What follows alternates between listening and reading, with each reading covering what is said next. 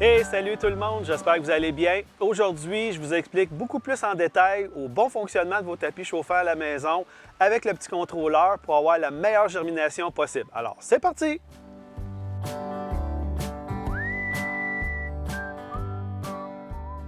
Alors maintenant, pour les tapis chauffants, vous allez voir après la belle petite vidéo, avec tous les détails, vous allez bien comprendre le fonctionnement et être capable d'aller chercher le maximum du potentiel de vos tapis. Maintenant, il y a plusieurs modèles, il y a plusieurs grosseurs, il y a plusieurs longueurs, il y a plusieurs couleurs. Donc, vous choisissez le modèle que vous voulez en fonction de ce que vous utilisez comme contenant à la maison. C'est très important. Vous savez, moi, j'utilise beaucoup de casseaux de champignons, mais aussi les plateaux. Donc, le format est exactement celui que je vais vous présenter aujourd'hui. C'est un 10 par 20, qui est quand même assez commun. Il y en a des carrés, il y en a des plus longs, comme je vous expliquais tantôt.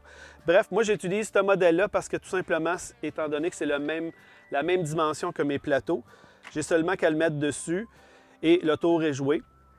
Vous savez, j'utilise beaucoup de casseaux de champignons pour faire mes semis à la maison. Donc, j'ai tout simplement à les mettre dedans.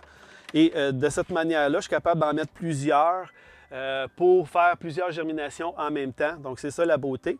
Par contre, c'est sûr qu'il n'y a aucun problème si vous décidez de le mettre directement, vos casseaux, vos contenants directement sur le tapis. Même s'il y a un peu d'eau qui tombe dessus, il n'y a aucun problème. La seule chose qu'il faut éviter, c'est des immergés. Ce n'est pas fait pour ça. Habituellement, on va retrouver certaines informations qui sont écrites directement sur le tapis pour mieux comprendre. Ça, c'est vraiment une information très importante de ne pas les immerger. Donc maintenant, on peut se procurer seulement le tapis tout seul. Par contre, moi, je préfère avoir un petit contrôleur pour être capable de mieux contrôler les températures de ma germination, de mon terreau, parce que c'est important. Si on n'a pas de petit contrôleur, malheureusement, étant donné qu'on le branche directement dans une prise de courant, on n'a aucun contrôle sur les températures, donc il peut monter à 30, 35, on n'a aucune idée, on n'a aucun suivi. C'est sûr qu'à partir de là, on peut avoir un petit thermomètre, on peut vérifier la température, mais c'est quand même une tâche supplémentaire parce qu'il faut aller vérifier régulièrement. Il faut le débrancher au besoin si ça devient trop chaud. Bref, moi j'utilise le petit contrôleur qu'on voit ici que j'ai installé directement sur ma planche, juste pour vous donner une idée, pour que ça soit plus facile à comprendre. Ce que j'ai fait, c'est que j'ai vraiment attaché directement mon fil dessus sur le contrôleur pour que ça soit plus facile pour moi, surtout quand j'ai des places. Donc, comme j'expliquais tantôt, on va se procurer un tapis qui vient tout seul comme ça.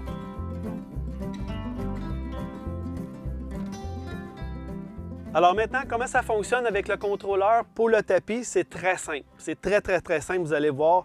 De toute manière, quand vous allez vous procurer un petit contrôleur comme ça ou n'importe quel modèle que vous choisissez, il va toujours avoir une prise en dessous. Donc, c'est très simple. C'est la seule connexion qu'on a à faire. Donc, on a juste à prendre notre prise et on vient juste ici le brancher.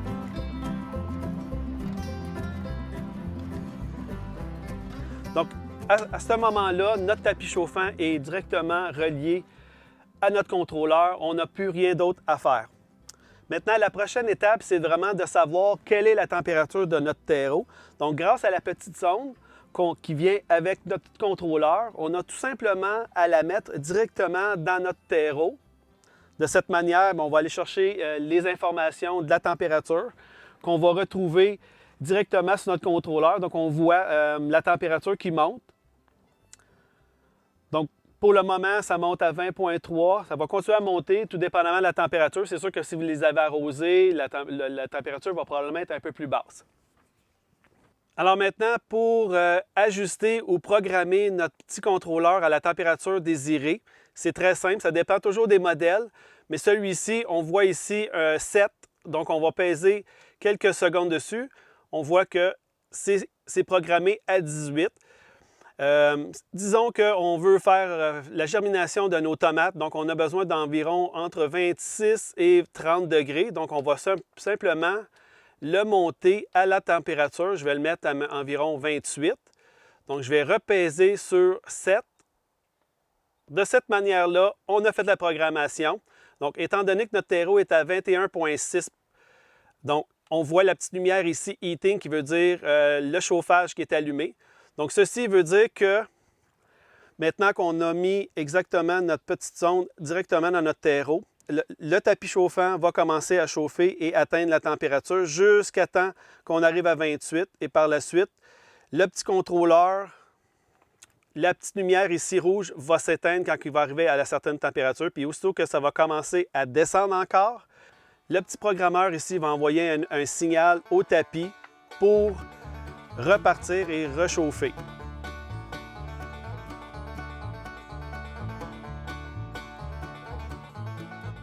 Alors, on a branché notre tapis, notre contrôleur.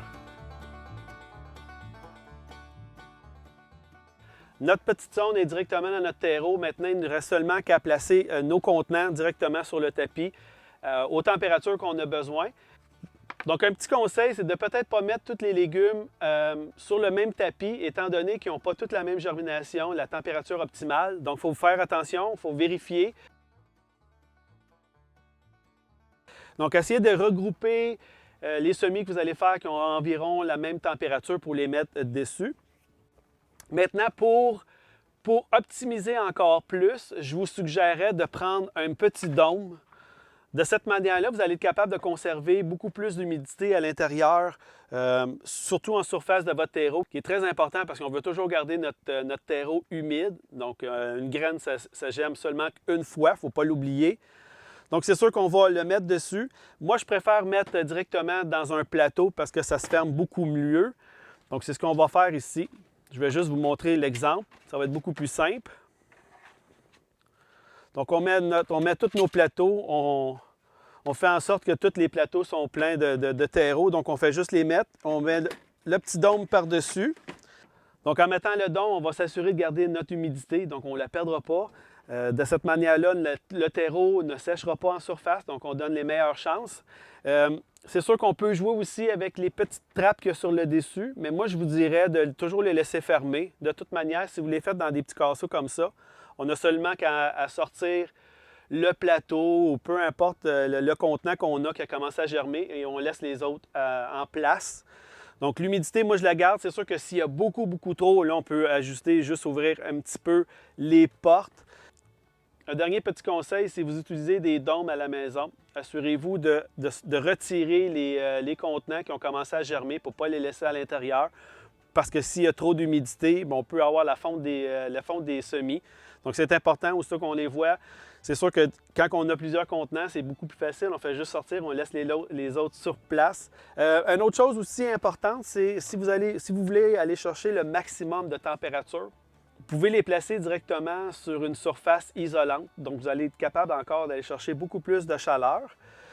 C'est sûr qu'ici, je ne le placerai pas directement sur mon plan de travail parce que c'est noir, mais on peut le mettre sur le plastique, on peut les mettre sur du bois. Il n'y a pas de problème, on peut les mettre sur n'importe quelle surface. Alors, j'espère que la petite vidéo vous a donné toutes les informations pour mieux comprendre en détail le tapis chauffant avec le petit contrôleur, le petit sensor, programmation pour mettre la bonne température de germination.